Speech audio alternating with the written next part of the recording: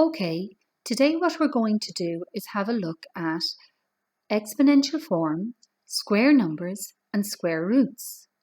Now we're going to start with exponential form because it looks kind of tricky, but it actually means something quite straightforward. So let's have a look at the exponentials. So when I'm talking about exponential form, I mean a big number, the 3, with a small little number attached to it, like to the power of 2. So we would say this 3 to the power of 2, okay? We may also have different numbers involved in exponentials. The big number could be 5 and the little number could be to the power of 3. So we'd call that 5 to the power of 3. And then we'd have 6 to the power of 5. The 6 refers to the big number and the power of refers to the little number, the 5. The little numbers are also called the exponentials. So let's start and see what this means. So what do I mean when I'm asking 3 to the power of 2? Well, let's have a look. 3 to the power of 2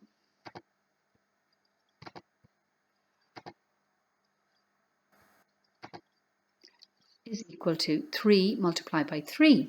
So 3 to the power of 2 means you take the big number, the 3, you multiply it by itself twice. Then if you have a look at 5 to the power of 3, what's it asking you to do? Well, it's saying take the big number 5 and multiply it by itself 3 times. So we can see that the little number tells you how many times you multiply the big number by itself. Let's go again. 6 to the 5 is telling us to multiply 6 by itself 5 times. So that's all the exponential really means. When we calculate it out, 3 to the power of 2 is equal to 3 multiplied by 3, which is the same as our answer becomes 9. 3 multiplied by 3 is 9. 3 to the power of 2 is also 9. 5 to the power of 3 is the same as 5 multiplied by 5 multiplied by 5, which is 125. And 6 to the power of 5 is 7,776. Now that's a little trickier to calculate repeatedly, even if you have a calculator. So let's look at how we can use the calculator to help us calculate exponentials. Okay, so let's have a look at our online calculator to explain this. So on the online calculator, in order to get your exponential, you've got to use this button. This button will give you to the power of on the calculator online. There's different calculators, so you have to figure out, this button will be there, but you have to figure out how it works on your calculator. But you know this button will be the one that'll work.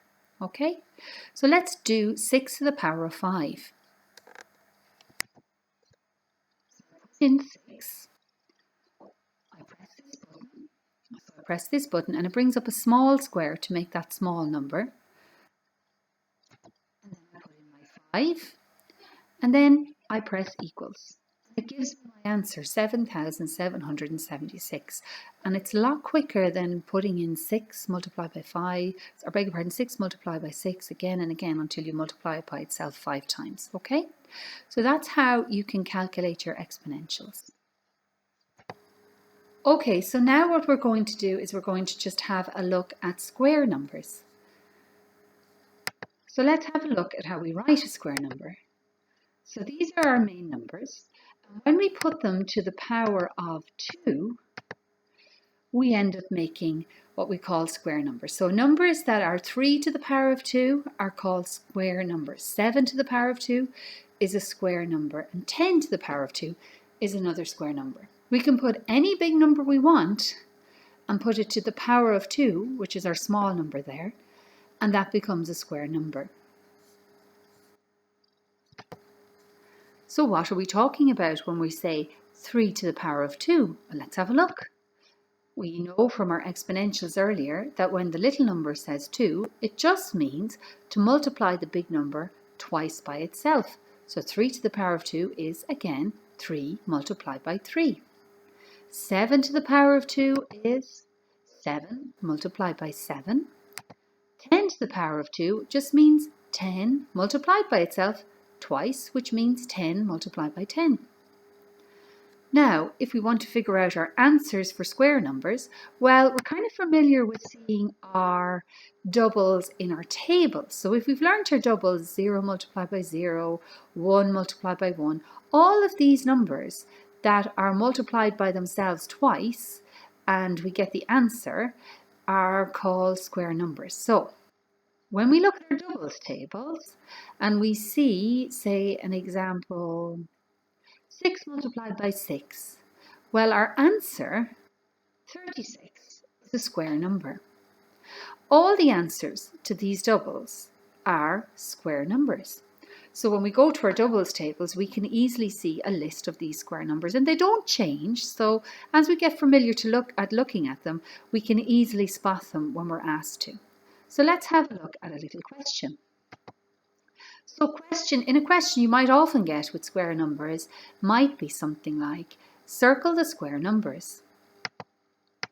And we can often think that this is a tricky thing to do. So we might not know which numbers are square numbers or what they're talking about. But now somebody might just put the circle around anything. But now we can go to our doubles list of tables, or if we've memorized it, we can try and think, well, which of these numbers are made by doubles in our multiplication tables? And then it's pretty easy to spot the square numbers. Well, 25 is on our list in our double table, so that's a square number. 64 is on our list of our doubles tables, so that's a square number. And 100 is on a list of our doubles tables, so that's also a square number. And we can circle it like that. So when we're calculating our square numbers on our calculator, we use the same button we used earlier for the exponentials, and we just put in to the power of 2 each time. Okay, so let's have a look at square roots.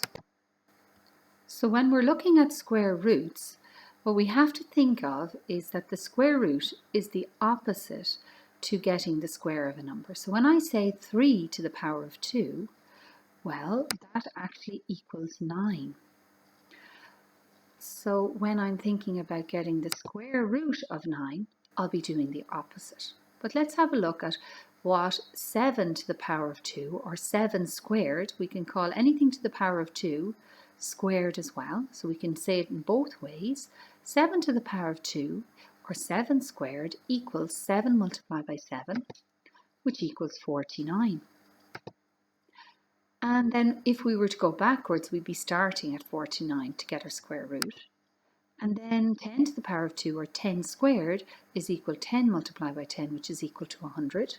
And 100 would be what we'd be getting the square root of in order to go backwards. So let's start with what a square root looks like. It's that little correct symbol with a line over the number, the square root of 9. And as I said, it's the opposite to getting 3 to the power of 2, or 3 squared. So the square root of 49 is the opposite of getting 7 squared. And the square root of 100 means to get the opposite. So it's like you're going backwards. So let's watch this. The square root of 9 is actually equal to 3. Now, how do I mean when I keep saying it's the opposite? Well, it means that 9 is a square number, as we've seen on our list of doubles. And it means, what number do I multiply together twice to make 9? Well, the answer is 3. So what number did I multiply twice to make 9? 3. So what the square root is actually looking for is this big number here, the 3, this big number, okay? Now let's get the square root of 49.